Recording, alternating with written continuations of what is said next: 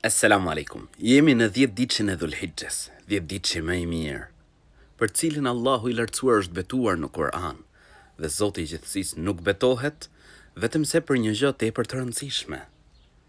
Vllai nderuar, motër e nderuar, le t'i shfrytëzojmë këto ditë. Le të mundohemi të afrohemi tek Allahu i lartësuar sa më shumë. Le të angazhohemi me përmendjen e të Madhit Zot. Sa më shumë dhikr, sa më shumë tekbire, sa më shumë përmendje Allahut lartësuar. Vllai nderuar, mos haro se sot jemi në ditën e Xuma. Allahu i lartësuar çfarë thot në Kur'an? O ju që keni besuar, kur thirret ezani për namaz në ditën e Xuma, nxitonin përmendjen e Allahut.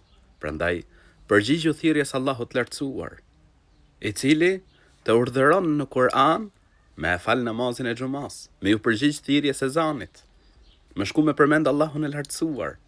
Prandaj, me shku tek xhamia, Allahu i rujt.